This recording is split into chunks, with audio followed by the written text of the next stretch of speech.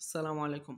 আজকে আমরা ডিসি সার্কিটের ১৯ নাম্বার ক্লাস নিয়ে আলোচনা করব। যারা আমার ১ম এই ক্লাস দেখতেছেন, পূর্ববর্তীতে আরও ১৮ টা ক্লাস ডিসি সার্কিটের হয়ে গেছে।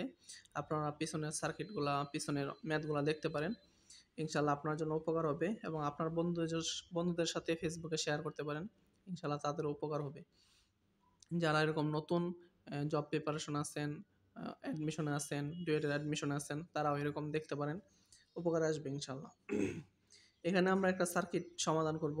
এখানে দেখেন, এই অঙ্কের ভিতরে আমাদেরকে বলা হয়েছে পাশের সার্কিট হতে আয়ের মান বের করো। আয়ের মান এই যা এটা, এখানে আয়ের মান বের করো। তাহলে দেখেন এই একটা টোটাল সার্কিট দেওয়া আছে। দেখেন এই রেজিস্টরের, এই রেজিস্টরের পাশে একটা শর্ট সার্কিট দেওয়া আছে। দেন এই যে এইখান থেকে দেখেন এই পয়েন্টের এই রেজিস্টর এই মাথা, এই রেজিস্টর এই মাথা, এই লাইন দিয়ে শর্ট সার্কিট আছে। ধরুন যে কোনো অঙ্কে আপনারা যদি কোনো সময় দেখেন এরকম রেজিস্টরের দুইটা মাথা শর্ট করা থাকে, তাহলে এরকম রেজিস্টরটা এরকম কেটে দিবেন, তাহলে এই রেজিস্টর কোনো কাজ করবে না। এই জন্য আমরা কি করলাম দেখেন, এই দ্বিতীয় সার্কিটে আমরা এসে এটা কি করলাম, এখানে যে সার্কিট রেজিস্টরটা ছিল এই যে কাটা দিছি। দেখছেন এখানে কাটা দেওয়া হয়েছে, কারণ এই রেজিস্টর কোনো কাজ করবে না, এর পাশে শর্ট সার্কিট আছে। এখন দেখেন এই সার্কিটটা আগের মতো আমি এখানে লিখলাম, সুন্দর করে লিখলাম। একটু আমি যদি আরেকটু দেখাই আপনাদেরকে, দেখেন তাহলে দেখেন এখানে একটু টোটাল রেজিস্ট্যান্স নির্ণয় করাটা একটু কঠিন হয়ে যেতেছে। কার সাথে কোনটা সিরিজ, কার সাথে কোনটা প্যারালাল, এটা বোঝা যাচ্ছে না। তাহলে আমি একটা শর্ট এখানে সুন্দর করে একটা সার্কিট দেখাইছি। আপনি যদি না বুঝেন আমি এখানে আরেকবার দেখাইতেছি। তাহলে দেখেন এই যে এই পয়েন্টটা দেখেন, এই পয়েন্ট সেম পয়েন্ট। কারণ কি দেখেন, এ এ এই পয়েন্ট এবং এই পয়েন্টের মাঝখানে কোনো কি নেই, রেজিস্টর নেই। যদি কোনো রেজিস্টর না থাকে, আমি পূর্ববর্তী ক্লাসগুলোতে বলছি এইরকম টানের যে দাম, এরকম এই ফুল টানটারে আপনি এরকম শর্ট করে দিতে পারেন, এটাও হবে আর কি। এই পয়েন্টের যে দাম এই লাইনেরও একই দাম। তাহলে দেখেন আমি এই যে বি আর ডি যেহেতু এক পয়েন্ট, এইখানে একটা পয়েন্ট দিলাম।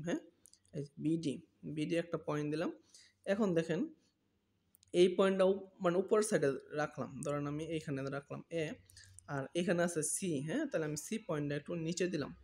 সি পয়েন্টটা কোথায় দিলাম, নিচে দিলাম। দেখেন এই এ থেকে বি আসছে কত, 6। তাহলে দেখেন আবার এ থেকে এই বি সেম পয়েন্টে আসছে 4।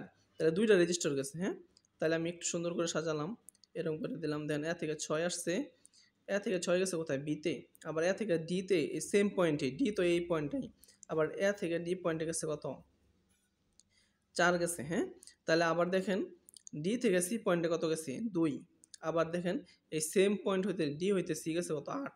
তাহলে দুইটা রেজিস্টার গেছে এখানে। তাহলে আপনি যদি দুইটা যায় রাখান, 8 গেছে একটা, আর একটা গেছে কত, 2।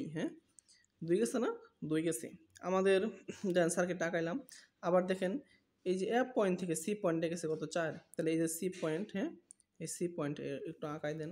এ থেকে সি গেছে কত, 4। আবার এই পয়েন্ট থেকে পজিটিভ, এই পয়েন্ট থেকে একটু পজিটিভ দেন। আর সি পয়েন্ট থেকে কি দিবেন, একটু নেগেটিভ দেন, 12 ভোল্ট। ঠিক আছে না? তাহলে দেখেন এই দুটা কি সিরিজ, সরি প্যারালাল। এই দুটা কি প্যারালাল। প্যারালাল করলে এখানে একটা রেজিস্টার হবে, আর এই দুটো প্যারালাল করলে এখানে একটা রেজিস্টার হবে। এই দুটো আবার কি সিরিজ। এই দুটা সিরিজ হলে আবার এটার সাথে কি প্যারালাল। তাহলে টোটাল রেজিস্ট্যান্সটা বের করা যাবে না।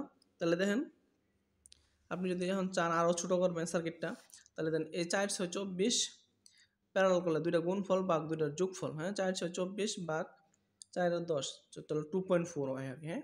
তাহলে 2.4, আর 8 × 2 = 16 ভাগ 8 আর 2 = 10, 16 ভাগ 10, তাহলে এটা কত হবে, 1.6। আর এটা আছে আমার 4, তাহলে এখানে 4 দেন। আর এটার সাথে কি আছে দেখেন, পজিটিভ প্রান্ত আর নেগেটিভ প্রান্ত আছে। তাহলে কত বলতেছে, 12। তাহলে দেখেন 2.4, 1.6, 2 আর 1 3 আর 1 4, 4 আর 4 কত হয় প্যারালাল করলে 2।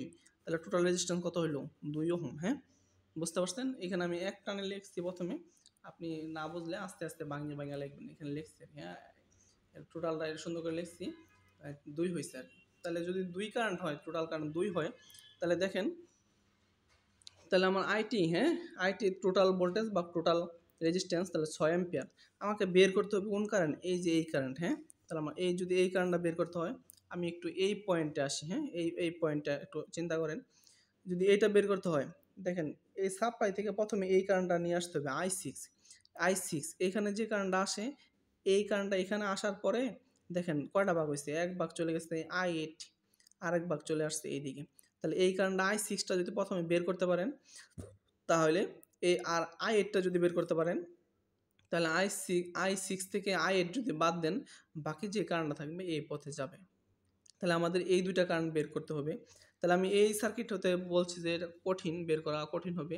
আপনি একটু নিচের সার্কিটে আসেন, হ্যাঁ? এখান থেকে একটু দেখেন, আমি এই সার্কিটটা এখন সহজ হয়ে গেছে অনেক। তাহলে যদি সহজ হয়ে যায়, তাহলে আমার I6 লাগবে। 6 কোথায় আছে? এখানে আছে। আর I8 লাগবে। আর I8 এখানে আছে। তাহলে আমি এই সার্কিট হতে যদি কারেন্টগুলো বের করি, এটা সহজ হবে, হ্যাঁ?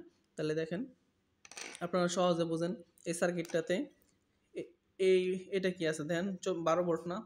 এইখানে যদি 12 ভোল্ট হয়, তাহলে প্যারালাল সার্কিটে ভোল্টেজ জানি সমান। তাহলে ঠিক এইখানে কত হবে? এইখানেও 12 ভোল্ট হবে। তাহলে আমরা লিখতে পারি কি দেখেন, এখন যদি এখানেও 12 ভোল্ট হয়, আমি এই কারেন্টটার নাম দিছি দেখেন আইএসসি, হ্যাঁ? এই দেখেন আমি এই দিকে যে কারেন্টটা বের হয় আইএসসি দিছি, অথবা I4 দিতে পারতেন। তাহলে আমি এখানে কি করলাম দেখেন, আইএসসি, হ্যাঁ? টোটাল ভোল্টেজ কত? 12/4। এখানে প্যারালাল যেহেতু ভোল্টেজ সমান 12/4 দিলাম। 12/4 দিলে কত হলো দেখেন, 3 অ্যাম্পিয়ার। তাহলে আমার এখানে 3 অ্যাম্পিয়ার কারেন্ট হলো। আমাদের টোটাল কারেন্ট কত ছিল দেখেন তো? টোটাল কারেন্ট ছিল 6 অ্যাম্পিয়ার, হ্যাঁ? এই পথে যদি টোটাল কারেন্ট যদি 6 আইসা দুইটা ভাগ হয়, এক ভাগ চলে গেছে এই পথে, এক ভাগ চলে গেছে এই পথে। এই পথে যদি 3 চলে যায়, এই পথে যদি 3 চলে যায়, তাহলে এই পথে কত আসবে? বাকি 3 আসবে এই পথে। তাহলে দেখেন, এই যে আমি এখানে এই কারেন্টটা তীর চিহ্ন দিয়ে রাখছি I প্রাইম, হ্যাঁ? এই দেখেন এখানে দিয়ে রাখছি I প্রাইম। টোটাল কারেন্ট থেকে এই পথের কারেন্টটা বাদ দিলাম ISC, তাহলে টোটাল কারেন্ট ছিল 6, বাদ দিলাম কত? 3। তাহলে 6 মাইনাস 3, 3 অ্যাম্পিয়ার কারেন্ট। তাহলে এই পথে 3 অ্যাম্পিয়ার কারেন্ট যাচ্ছে। 3 কারেন্ট আইসা দেখেন এখানে কি হইতেছে, এই কারেন্ট আইসা ঠিক এই পয়েন্ট থেকে ভাগ হইতেছে, আবার এই পয়েন্টে একত্রিত হইতেছে। এই ভাগে এক পথে চলে আসতেছে এই ভাগে। তাহলে আমি বলছিলাম এই শাখার বিপরীত শাখা হবে এটা, এটার বিপরীত শাখা হবে এটা। তাহলে I6 যদি বের করেন, তাহলে আমি লিখছি দেখেন I6, হ্যাঁ? দেখেন আমি লিখছি I6, I প্রাইম দিছি। এখানে যে কারেন্টটা ঢুকতেছে নাম দিছি I প্রাইম, কিন্তু এর এই শাখার বিপরীত শাখা কত? 4 আছে। তাহলে 4 দিছি, ভাগ ভাগ দুই শাখার যোগফল 4 যোগ 6। তাহলে আমি এটা ক্যালকুলেশন করে, তাহলে I প্রাইম কত পাইলাম? 3 ঢুকতেছে, কারণ এখানে এই যে এখানে 3 ঢুকতেছিল। 3 × 4 ভাগ 10, তাহলে 1.2 অ্যাম্পিয়ার। এখন দেখেন আমার আবার কি দরকার ছিল? I8। তাহলে এই দুইটা কারণ ভাগ হওয়ার পরে আবার যোগ হয়ে আবার এখানে একত্রিত হয়ে গেছে। এই 3 কারেন্টটা ভাগ হয়েছিল দুই পথে, আবার একত্রিত হয়ে আবার 3 হয়ে গেছে এখানে। এখানে আবার এসে কত হয়ে গেছে? 3 হয়ে গেছে। যদি আবার 3 হয়ে যায়, আবার ভাগ হইছে দেখেন আগের মতো। এখানে একত্রিত হইছে। তার মানে কি এই শাখার বিপরীত শাখা এটা, এই শাখার বিপরীত শাখা এটা। তাহলে এই শাখার কারণ যদি বের করি, আমি লিখছি দেখেন I8, I প্রাইম। যেহেতু এটাই I প্রাইম, 3 অ্যাম্পিয়ার কারণ আমার একত্রিত হয়ে গেছে, এই জন্য I প্রাইম দিছি। এটার বিপরীত শাখা এটা। তাহলে 3 বিপরীত শাখা রেজিস্ট্যান্স 2 ভাগ শাখা দ্বয়ের যোগফল। এই শাখা যোগ এই শাখা 8 যোগ 2, 8 যোগ 2 10। তাহলে 3 × 6 ভাগ 10, 0.6 অ্যাম্পিয়ার, হ্যাঁ? তাহলে দেখেন এইটাও পেয়ে গেলাম কারেন্ট, এইটাও পেয়ে গেলাম। তাহলে এখানে আসতেছে কত? I6 current. I6 কত আসতেছে? আমরা বের করলাম 1.2 অ্যাম্পিয়ার কারেন্ট আসতেছে। 1.2 অ্যাম্পিয়ার আইসা এক ভাগ এই চলে গেছে, এক ভাগ এইদিকে চলে গেছে। তাহলে এইদিকে কত চলে গেছে? 0.6। তাহলে আপনি বাদ দেন যে 1.2, 1.2 এখানে আসতেছিল, এই পথে বা চলে যাচ্ছে কত? 0.6। 0.6 যদি চলে যায়, বাকি যে কারেন্টটা থাকবে এই পথে চলে যাবে। এই জন্য দেখেন I সমান সমান লিখছি কি? I6 minus I8। I6 থেকে যদি I8 বাদ দেই, তাহলে আমার I এর মানটা থাকবে। এই জন্য I সমান সমান লিখছি I6 মাইনাস I8, 1.2 মাইনাস 0.6 সমান সমান 0.6 অ্যাম্পিয়ার। এই I এর ভিতর দিয়ে 0.6 অ্যাম্পিয়ার কারেন্ট প্রবাহিত হইতেছে। এটা আমাদের অঙ্কে বের করতে বলছিল, আমরা এরকম আলহামদুলিল্লাহ বের করছি। আপনারা যারা আমার সাথে আছেন, চ্যানেলের সাথে আছেন, চ্যানেল সাবস্ক্রাইব করবেন, লাইক করবেন, শেয়ার করবেন, ফেসবুকে শেয়ার করবেন, এবং আপনাদের বন্ধু বান্ধব যারা আছে তাদের সাথেও আমার চ্যানেলটা শেয়ার করতে পারেন। আসসালামু আলাইকুম।